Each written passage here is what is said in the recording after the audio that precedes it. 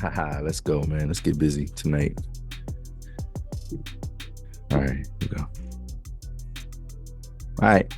Hey, yo, what it is and what's good, y'all? Welcome back to 280 Plus, the social media podcast where I take the conversations off the timeline and go beyond the tweets. I'm your host, Los Def, and I'm here with y'all for episode 136. And we running it back solo again and rocking out. So I'm excited, man. I'm excited because we got some updates, right? We got some updates on to some things that we talked about in the past. Also, just an update on, you know, something that's been going on in the music industry. One particular artist that's been suffering a little bit. We're gonna just give a quick update on him and just maybe react to his situation.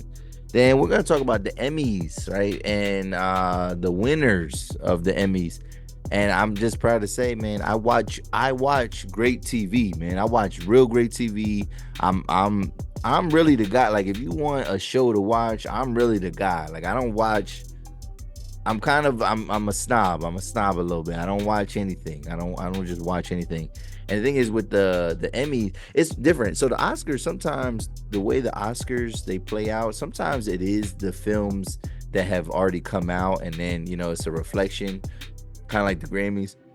But a lot of times with the Oscars, it be movies that haven't even really come out yet, and so like the Oscars is almost like the premiere a lot of times for these movies. I don't, it's weird, but the Emmys, it's kind of like the traditional form where we're seeing the people that are winning awards are from things that they did in 2023, even though it's the 2024 Oscars. So we'll get into that because we're going to run down some of these winners and kind of talk about some of these shows, ones that are kind of returning and other ones that are not.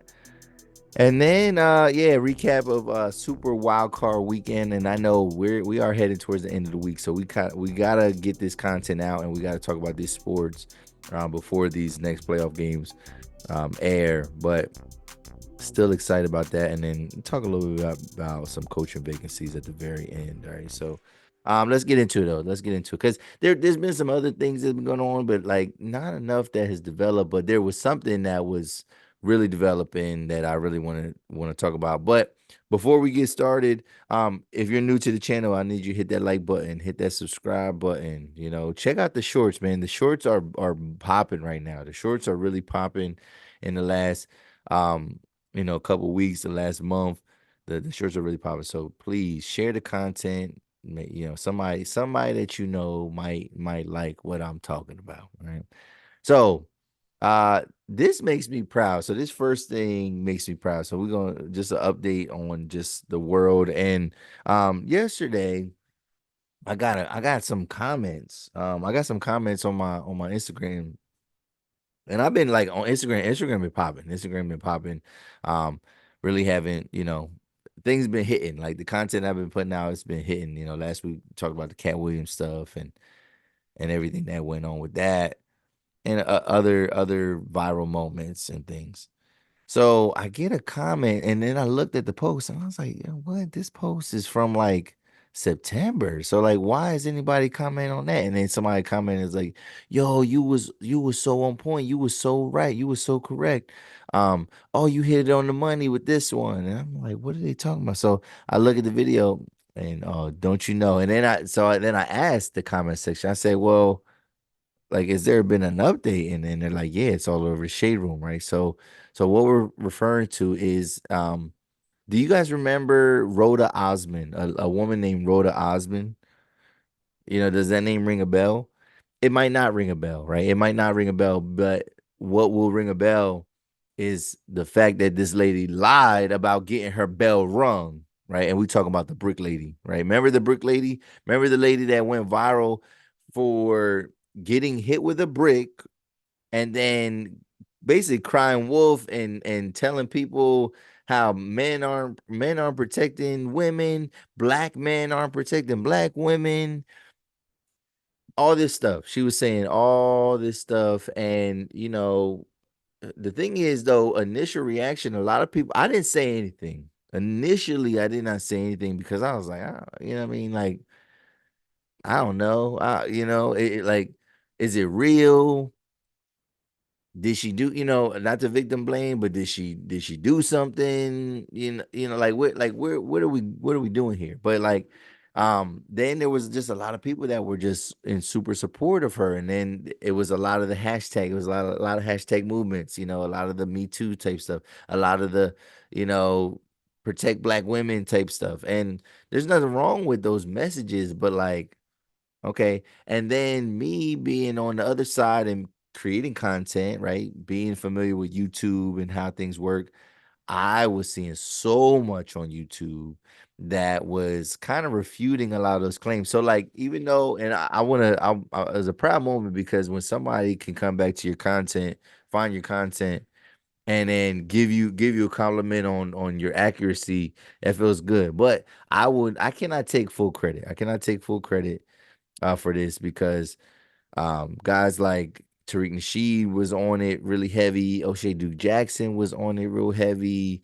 MTR, mediocre tutorials and reviews. Like these guys, these are people that was on it, and they were researching it, and they were the ones figuring stuff out. I remember with MTR, I had heard a video where like apparently this woman did not really actually get a police report, like initially, like it didn't happen the way most people would imagine something like that happening. And so what, I guess to say, like, what is she being charged with? Well, she's being charged with felony theft by deception for raising over $40,000 on a GoFundMe account. And then what they're kind of alluding to is the fact that she made this up. She made it all up. And now she's kind of like on the run. The police do not know where she is. They are unfamiliar with her whereabouts. So she's kind of like a fugitive right now, and she hasn't been able to accept her charges. But that's the thing, a lot of people were getting into this and like looking her up and finding out like, yeah, like, no, she has like allergic reactions, or what that was an allergic reaction. That wasn't somebody hitting you with a brick. Now I think on the surface level you just see the impact and you're thinking, oh my god, brick, oh, it left a mark like that on her face.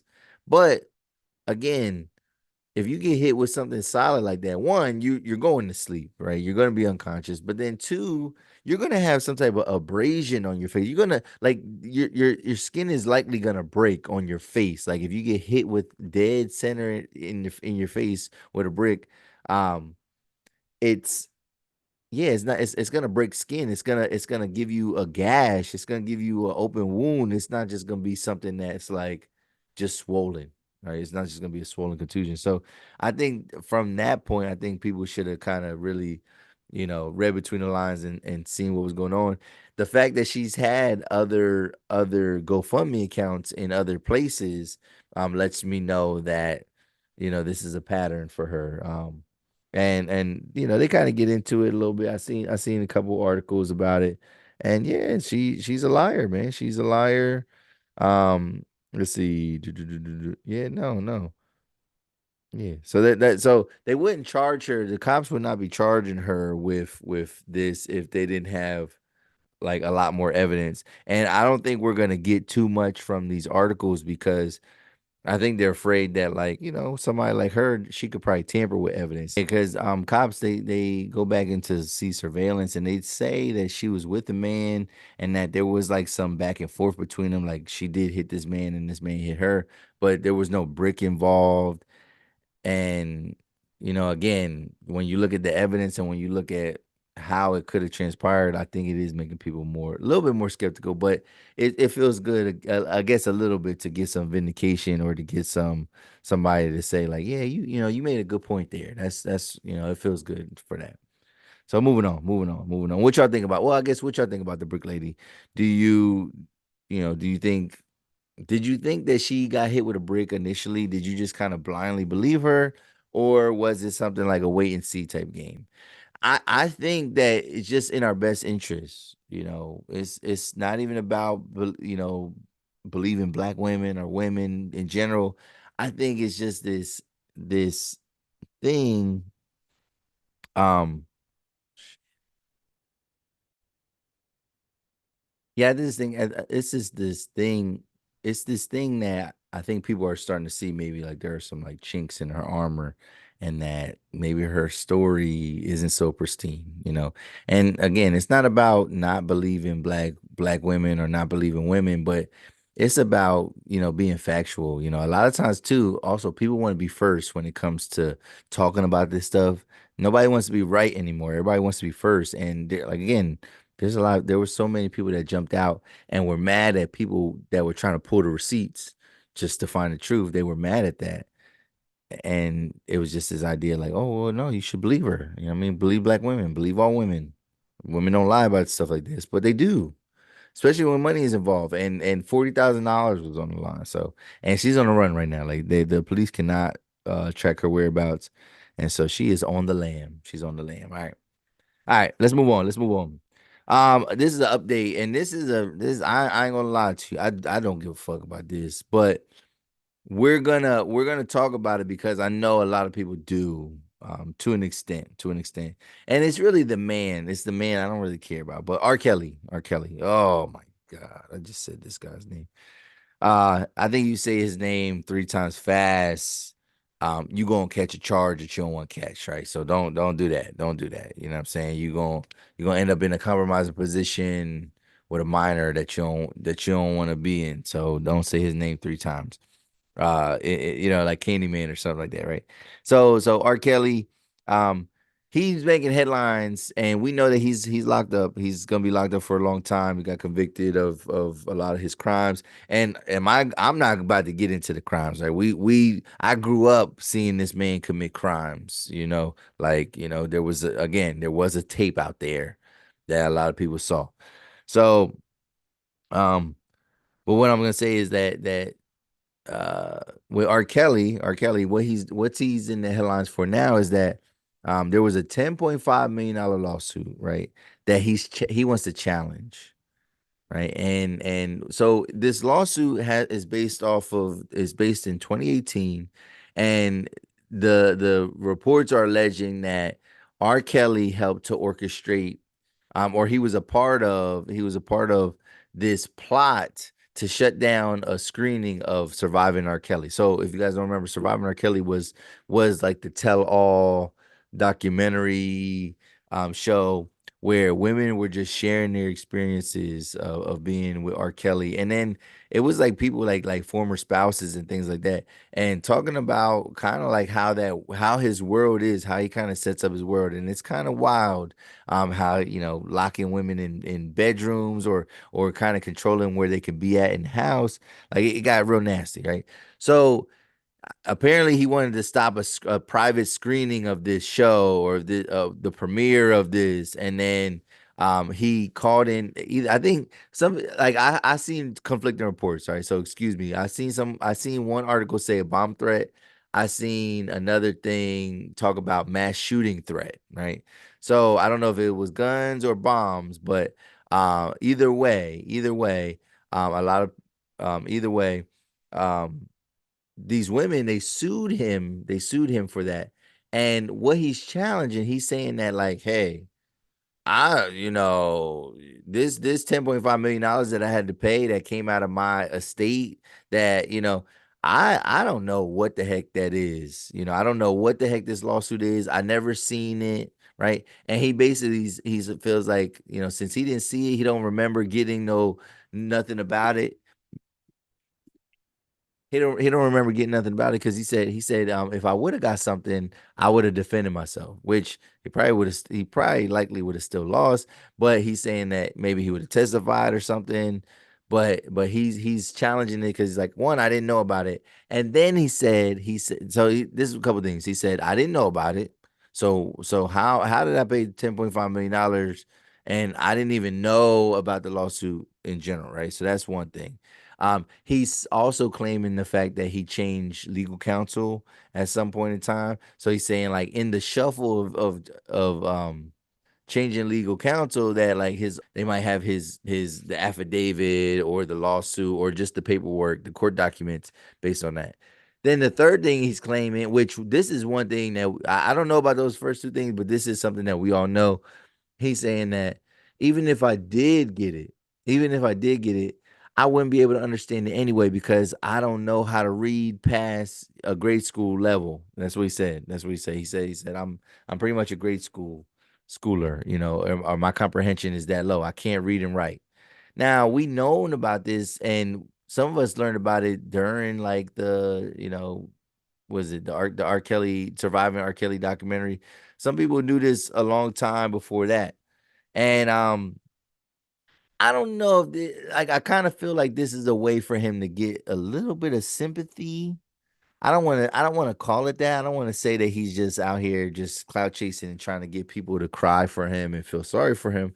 But it's hard to ignore the fact that like that doesn't really work with a lot of people. Like, now is he higher profile? Does he get a different privilege? Maybe in certain instances, like while he's in prison. But I don't yeah, no, he don't get no special treatment. Like that's your job to be on top of your stuff. It's your job to be on top of your stuff. It's your job to put your counsel in charge of that type of stuff. And then it's also important, and it's your job to get new counsel if you need new counsel, right? So like stop wasting time and things like that. So again, I don't know if he's looking for sympathy, but some of us knew this a little bit, and we're not surprised. What do y'all think? What do y'all think? Tell me what you think. Leave a comment below. Leave a comment below. So hold on one second here. One second. The Emmys, and let me just say shout out to TV, man, television. So if you watch this platform, right, you know that television recaps and reviews, that's a part of the platform. Like that's something I love to do because I love TV. I love watching TV. I love sometimes we talk about the actors that are in our shows because we want our shows to continue, so on and so forth. So to me, TV reigns supreme. TV reigns supreme over film. I say this all the time, and the reason for it is because I like the development of characters. I really like that. I like the development of characters. I like seeing characters kind of change over time. I like new characters coming into place. I like the longer story, right? So I'm gonna go with a series. The reason why I don't like movies, right? Like, or I've kind of shied away from movies. One, it's the nature of streaming, like streaming television shows and seeing things that in its entirety when you couldn't do that back in the day. It's an amazing thing because it's like now I get the complete story. Now, but what it's funny though is because talking about streaming, one thing that you learn about streaming is that especially when you stream like 90 shows, you realize like how many of them did not end. Like now it's common practice to end even if something ends earlier than it's supposed to. Nowadays they don't leave fans with like too many incomplete stories. They try to figure out a way to bring it to a close, right? But TV reigns supreme over movies is because movies, man, unfortunately, they do a lot. Like a movie's gonna kind of maybe it's gonna cost more. It might even look a lot better. And there's gonna be bigger actors in it. And so there's this star power, like, and you're feeling good. They build it up, they build up a plot, they build it. And then sometimes I can deal with a cliffhanger ending, or I can even deal with that, like just like the blackout screen and you don't exactly know what happens. I could deal with that a little bit, but a lot of times though, like it's just the storytelling in a movie is just it just falls flat, like so I watched that. It was that one movie about the end of the world. And yeah, it was like I'm watching it and I'm liking it. I'm like the build up. I'm waiting for the plot twist. And then like the way it ended, I'm just like, yo, see that kind of ruined the whole movie because you didn't even finish the story.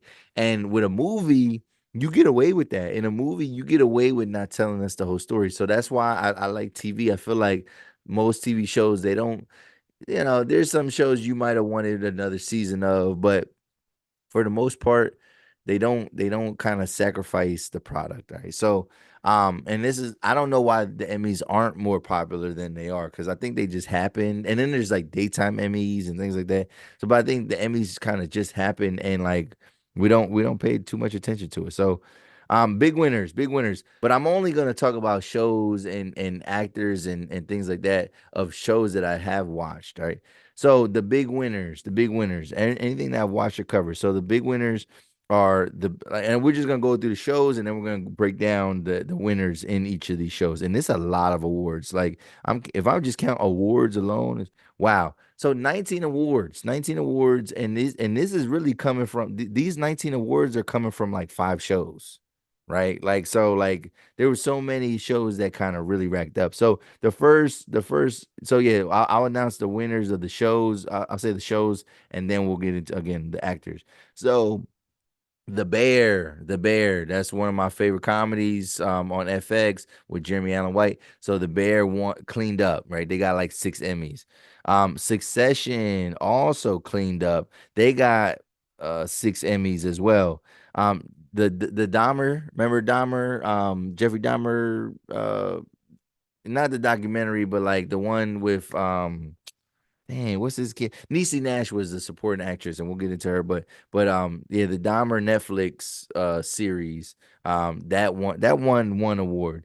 The Netflix original mini series Beef, right? Beef won 1, 2, 3, 4. Beef won 5 awards, and then Abbott Elementary won another award. Right. So, all right. So for the Bear, if you have not watched the Bear yet, right? It's about a chef who takes over his brother's failing sandwich shop, right?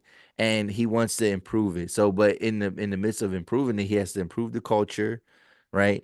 And he has to get the right help and figure it out, and then what ends up happening, like he wants, obviously, like there's plans for expansion and so on and so forth. So season 2 was amazing. That kind of took place over the summer, and yeah, so they won 6 Emmys. So Jeremy Allen White, we know him as Lip Gallagher, right? Philip Gallagher won outstanding lead actor in a comedy series, right? uh who else won? Oh, Edie Berry, or Edie Beery. And she is his sous chef on the show, right? She won for best supporting actress in a comedy. And then Evan Moss Backrack, Backrack, all right. And that's like the cousin of him on that show. He's like a foul mouth, crazy dude on there. And he won best supporting actor in a comedy series. They won awards also so those are the 3 acting awards. They won an award for best directed in the comedy series, best writing, and then overall outstanding comedy series, right? So, and when we think about that outstanding comedy series, who were they going up I guess the question would be like, who were they going up against, right? So, outstanding comedy series, they won outstanding comedy series. So they beat out Abbott Elementary, Barry, Jury Duty. I don't remember that show. The Marvelous Mrs. Maisel, Only Murders in the Building, Ted Lasso, and then Wednesday. I didn't know Wednesday was a comedy, so there's that. So yeah, so The Bear. Check it out on FX. You can stream both seasons right now. It won't take you too long. There's 10 episodes in each season, half-hour episodes. It's pretty quick cutting, and probably a new season will come out in March. Or no, I was about to say March, in the summer. In the summer, right? The next big show, again, this is a big show that I watch. And this is funny though, because I wonder if this is like kind of like a farewell. These are like farewell awards. I'm not saying the show isn't good, because the show is really good, but I don't. The last season wasn't the best, and it was the end of the show. So I'm talking about Succession. So if you've never seen Succession, that's on HBO. That's on HBO Max, and it's about a media tycoon, right? Like basically, think of like Ted Turner, think of like Rupert Murdoch, think about these big media guys, and basically he owns this big media conglomerate, and he's ready to retire. And the show's called Succession is because he's trying to figure out who is going to be his successor. And there's a lot of wheeling and dealing. It's funny because the actors themselves, or the characters themselves, they don't really seem to like each other, even though they're family. It's really witty. So if you watch this show, you got to be kind of smart a little bit. You have to keep up with the dialogue. There's not a lot of like there's not a lot of action, right? It's all the action takes place in the dialogue. So you got to be into that kind of thing. Um, and but yeah, what did they win? They won 6 awards. Kieran Culkin, Macaulay Culkin's younger brother, won outstanding lead actor in a drama series. Um his it's not really his counterpart, but like it's his sister on the show. Her name is Sarah Snook. She won outstanding lead actress in a drama series. And then the guy that plays her husband, his name on the show is Tom, but Matthew McFadden, outstanding supporting actor in a drama series. They won for best writing for drama series, outstanding directing for drama series, and then overall outstanding drama series. So like that last award, outstanding drama series, these are the people that they beat. They beat a show called Andor, Better Call Saul, which I forgot, yeah, that last season did air.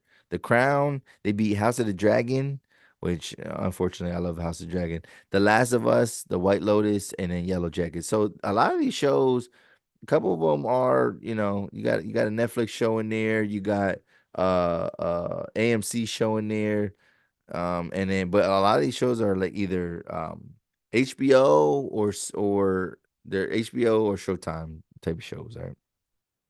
So we got that. Let's see who else won. Who else? And that, again, that's another thing that's worth watching. All right, so check that out if you have never done it. So Niecy Nash won for Best Supporting Actress in a limited drama series. So like again, we're talking about limited series. Like this was only a one-time thing. This Jeffrey Dahmer series, and yeah, Niecy Nash won for her Best Supporting Actress role when she was like the nosy neighbor. Um, so beef. Remember this? There was a show on Netflix, a comedy. It was a limited. It was I would say it was a limited comedy series, a limited series. It was called Beef, right? And basically, it's about. And I remember wanting to talk about this a couple different times, but it's basically a show. I'm just double checking here. Okay, yeah, okay, limited. So they won for outstanding limited or anthology series. So this show Beef, it's basically about a road rage incident that goes way too far, right? And like both people not wanting to let go. And yeah, they racked up, man. They got like 5 or 6 awards, 5 awards. So Steven Yeun, he played in Walking Dead, the Asian brother on Walking Dead. So he won for outstanding lead actor in a limited series. Ali Wong, right? Famous comedian. She won outstanding lead actress in a limited series. They also won for outstanding directing, outstanding writing, and then just overall outstanding limited slash anthology series. So they racked up. And that one that's a good show because it was is it 10 episodes, 8 episodes? It hooks you in though, man. The conflict hooks you in. It gets so ridiculous and kind of crazy. It's like it's wild, but like think about a road rage incident or think about anything where there has been some beef and like how hard it is to kind of tame that down. So that's kind of what that show is all about. Just that self-control. And then shout out to the queen, man, Quinta Brunson, man. Quinta Brunson. She won for her role in Abbott Elementary, and she won for outstanding lead actress in a comedy. So her award, I think it's been decades long since a woman of color, a black woman, has won that award. And so shout out to Quinta, man, for kind of starting from the bottom and like now rising up and being an Emmy winner, man. So proud of her. She's so funny, she's so genuine, and I cannot wait. And I think Abbott Elementary comes back this month sometime, and I cannot wait. I cannot wait. All right. Super Wild Card Weekend. All right, so this we gotta get through this content. So we're gonna go through the games real quick, and I'm just gonna give a little tidbit on what I thought happened. Um, Not even gonna give predictions of what I think is gonna happen next. Well, I can. I guess I can. I guess I can. But all right. So the first game that we saw, it was last weekend. It was the Texans versus the Browns. So first things first. So obviously the Texans prevail, But Flacco, man, Flacco. The big story is that Flacco comes back down to earth. He was on a hot streak, man. He was willing and dealing, hitting, using overusing Amari Cooper. I think I seen Amari Cooper in that game kind of get hobbled up. So overusing the only receiver that they have on that team, and he was balling out, man. Led them to what? Led them to the playoffs. And but luck just seemed to run out. And then a lot of Baltimore fans, what I noticed is that they were saying like, "Oh, this is the Flacco that I know. This is the Flacco that I know because he threw some interceptions." So that's, it's unfortunate, but that that wave was only going to go so far. The Cleveland Browns, though, I think they have a great defense, but I think they exceeded expectations. I don't think anybody really looked at them as being too viable. I think, you look at their team, especially their offense, you're like, who's the splash players? They got a couple guys here and there.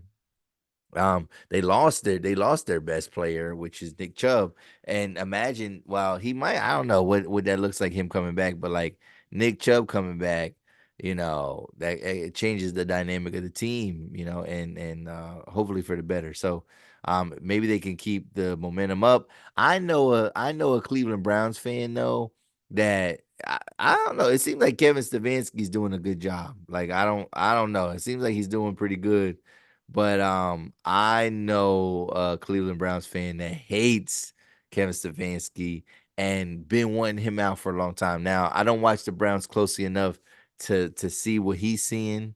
And that's fair. I think a lot of times we talk about people's teams or other teams, and we're not even really that familiar with them. So I don't know. I'm not watching as closely as him, but like he is not on the KS train. Right? He wants to hop off as soon as possible. But either way, it was a impressive season for them. Now the Texans also came out of nowhere. Nobody thought that the Texans were going to win the division. Now, granted, they had some teams that blew it. The Colts blew it, and then obviously you have who else blew? Oh, Jacksonville. Jacksonville blew it. But see, CJ Stroud, man, balling out, setting rookie records in his win. Look, the future looks really bright for him. On one of my fantasy teams, I have it's a keeper league, and I'm thinking about keeping CJ Stroud. I think I'll lose like a 15 round pick, but that's nothing. That's nothing. So to have your quarterback kind of set in stone already feels kind of good. All right. So that's that. So that's that game. Then we got the Chiefs and Dolphins. Chiefs and Dolphins. The Chiefs get back to normal. The Chiefs get back to normal. And it looks like they still got something left in the tank, right? They still got something to prove.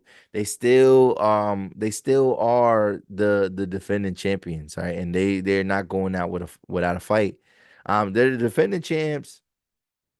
And but they do have like the number two rated defense, right? So this is something like they're winning through defense and winning with kind of like Patrick Mahomes having to improvise and trying to get these younger receivers involved. And yeah, man, so they beat them pretty handily. The Dolphins, a lot of the people that are Dolphins fans that I know, they're saying that the Dolphins got slowed down. That the Dolphins got slowed down in those low temperatures, right? That's why we didn't see them play as effectively as we normally do. So I don't know what's here nor there. What's that with that? So all right, next game, and this is technically not the next game, but we're gonna talk about it next. So it's the Lions and the Rams. Lions and the Rams. So the Lions in the playoffs for the first time looking for a playoff win since 1991 with the Lions, right? So one thing about this game, the Lions do prevail. They won. It wasn't like a blowout at all by any means. But the Packers show no, no, I'm sorry. So yeah, so the McVay says he says he got the battery back in his bag, right? He got rejuvenated. He seemed like he was losing his way. He was ready to kind of step down, but he said that this group that he has now, it looks like they have the way they're talking to, the way I'm looking at these deals, it looks like uh they're gonna keep Sean McVay for a long time, you know what I mean? And hopefully if he does retire, he retires as the head coach of the Rams instead of like job searching, right? And then the Lions, right? The Lions are making moves. First playoff win since 1991. Um, and this team is for real. They are for real. They are playing like we've never really seen them play before, and that's amazing. That's good. And what else? I'm trying to think of something else with this game.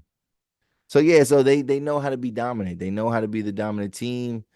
Now they are, other than the 49ers, they are the best team in the playoffs yet, and we're gonna see if they can move on to the next round. We're gonna see.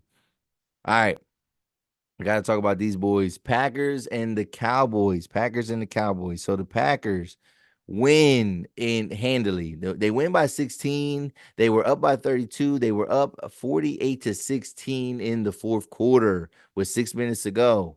Right. So no, they did not. They did not come back. They did not. They weren't close to coming back. Like that wasn't about to happen. That wasn't about to happen.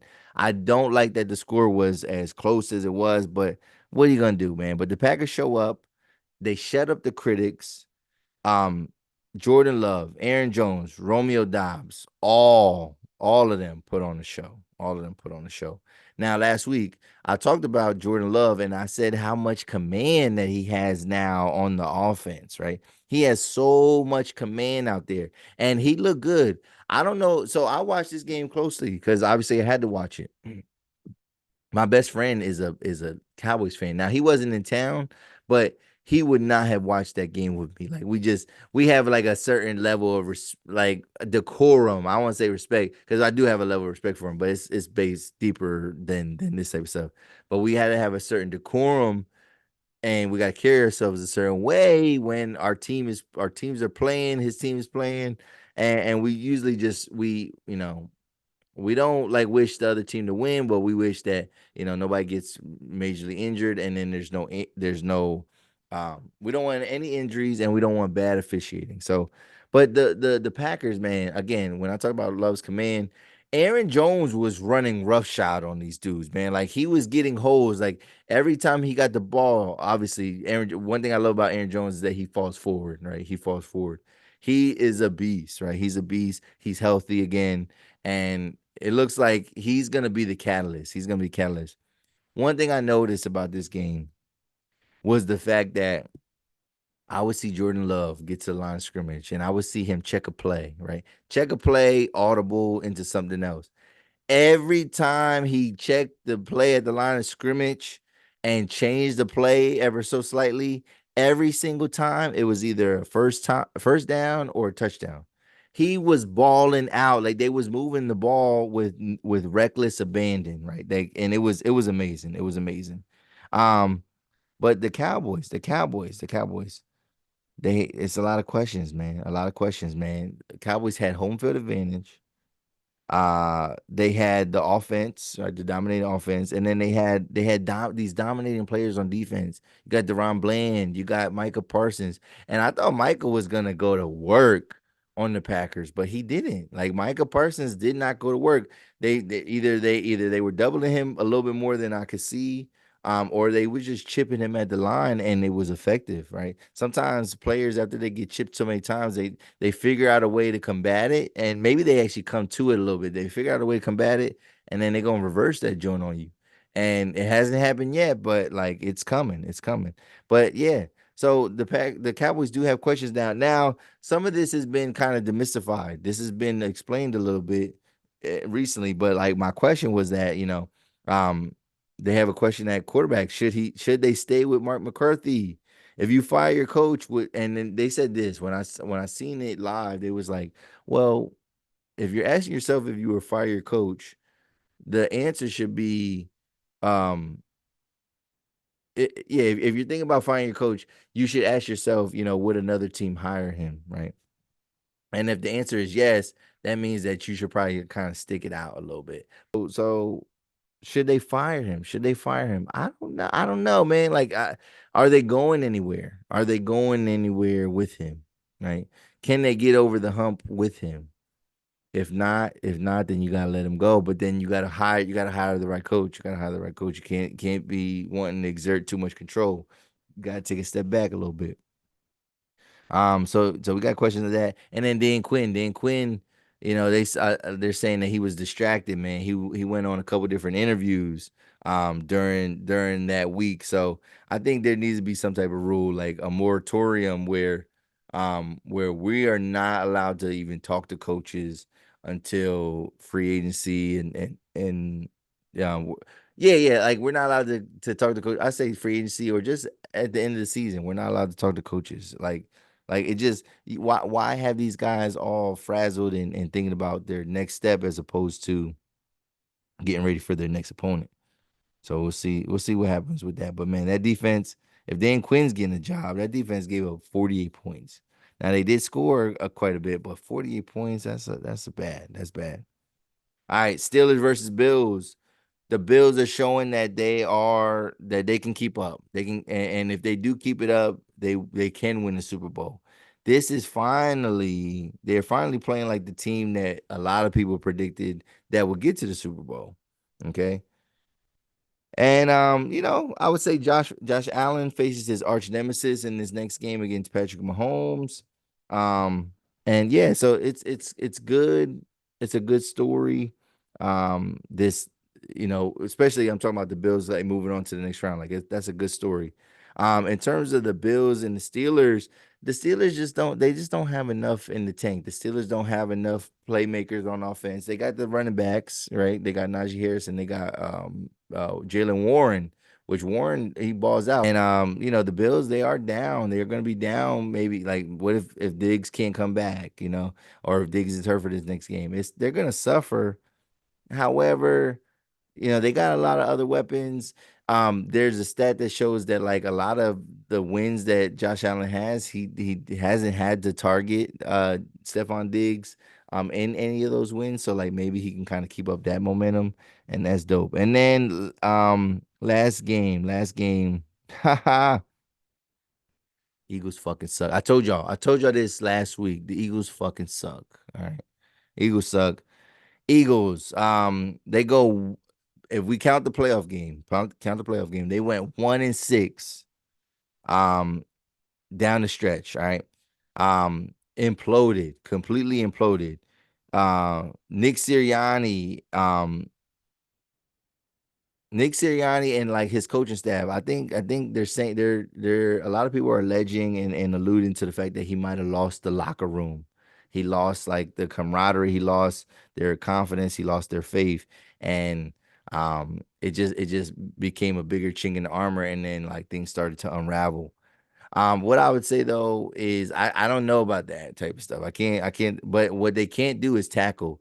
They could not tackle. They couldn't tackle anything. And it was funny you see Ray Lewis talking about it, and he's like, "Yo, they got to put him in a cup. Put him in a cup." Like when you're and he's saying like the reason why they're not making any tackles is because tackling is actually a team first type of activity. Yes, you are trying to tackle that one-on-one opponent, right? But when that opponent is really good, you have to figure out ways to come at different angles and kind of surround this guy as opposed to taking weird bad angles. And it's almost like they're missing guys on purpose, like they don't want contact, like they don't want to hit. And it's sad to see, man. It's sad to see because Philly they have a reputation for ferocity and just kind of they have a dominating presence you know to them, and they couldn't live up to the hype. They couldn't live up to the hype. 1-6 down the stretch after going 10-1, right? Is horrible. Is terrible. It's really bad. It's really bad. Now the Eagles, they're trying to figure out who do they hire, what do they do. There's a big name profile coaches on the block this year. Will the Eagles be one of the teams that pulls the trigger? I don't know. I don't know. I heard somebody saying about trading AJ Brown. I'm like, what the heck? Why would they trade AJ Brown? I don't know, but like the coach, the general manager, he don't seem to really play too many games, right? If he hears the suggestion enough, then he's probably gonna do it.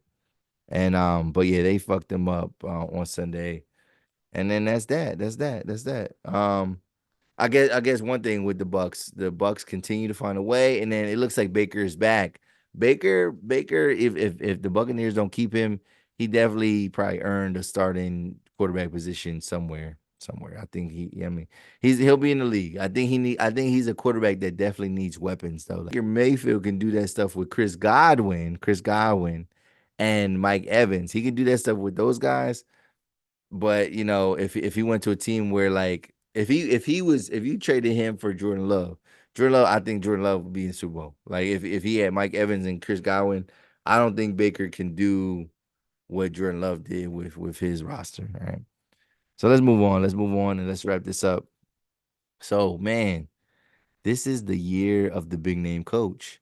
Now, there's always names out there. There's always some old school guys that kind of pop out the woodwork and we feel excited about it. But, like, I would have to say, like, like, this year there's some really big names. So we got Jim Harbaugh, we got Bill Belichick. Wow, Bill Belichick. You got Pete Carroll. And then I would say Tomlin is out now. So Tomlin was a big name, but they're saying Pittsburgh is saying that they're probably gonna bring him back. And then the last name would be Saban. All right. So Nick Saban, let's just kind of go down. Nick Saban, he had a short tenure with the Miami Dolphins, and I don't think he liked it. I don't think he liked coaching college football at all. And then he got the Alabama job. And obviously the Alabama, it's crazy because the Alabama job is just a better job than being the coach of the Miami Dolphins. It just is, right? Um, People are saying that, all right, he quit. He quit. People are saying, like, oh, now that the competition is better, like, now you quit. I think here's the thing. Coaching is not fun. Like, coaching is not, it can have its fun moments, but coaching is not like just playing around. Like, coaching is serious. And it takes a toll on your body. It takes a toll on your family, and like, his kids might be grown by now. But if a guy says that he's ready to step down and ready to leave, I don't think it's healthy to kind of stick around and try to persuade that person and try to figure out why. But I don't think Nick Saban's coming back. Tomlin, he's going back to the Steelers. Pete Carroll, I don't really like Pete. I'm not a Pete Carroll fan. I never was a fan of the Seattle Seahawks. Like, I really despise the Seattle Seahawks. Um, I don't know what kind of value he brings. I don't know what is he offensive, he's defense. I don't really know what he brings to the table. Then we got Bill Belichick. So Bill Belichick, he would make sense. He kind of would make sense in Philadelphia. He would make sense a little bit in Dallas. Now, in Dallas, I think a lot of people were worried that, like, him and Jerry Jones would go at it, right? And then which would end up leading to his firing and then him not breaking the record anyway. So, yeah, Bill Belichick is an interesting name. We know about Belichick's era of consistency, and Belichick just kind of like riding the wave. Now, granted, a lot of people he has to win a title without Tom Brady for people to not forget, like, I am a good coach, because a lot of people are discrediting him. One thing that he keeps his players prepared, right? They don't really have to run at the end of practice because they were being knuckleheads or anything like that. So, and then you got Jim Harbaugh. So Jim Harbaugh, again, he makes sense going to Dallas. But he needs a big name, right? A big name coach for a big name school. And so Jim Harbaugh, man, won a national championship with Michigan. And now, obviously when you win big and you had a little taste of the NFL, they're gonna want you to spin the block on them. They're gonna want you to spin the block. So we'll see, man. We'll see. I know Matt LaFleur is not going anywhere quite yet. And hopefully, whoever lost their lip gloss, hopefully you find it and it's not ruined or damaged or anything like that. So, but all right. So I don't even know what I just said. I don't even know what I just said just now. All right, y'all. We're gonna wrap this up. If you are still listening, I need you to hit that like button, hit that subscribe button, right? I need you to share the content, right? You want to talk shit with me, please leave a comment in the comment section. We love that. We welcome that with open arms. And yeah, man, we gotta get this out. So this is another episode of the 280 Plus Podcast, y'all. I'm out.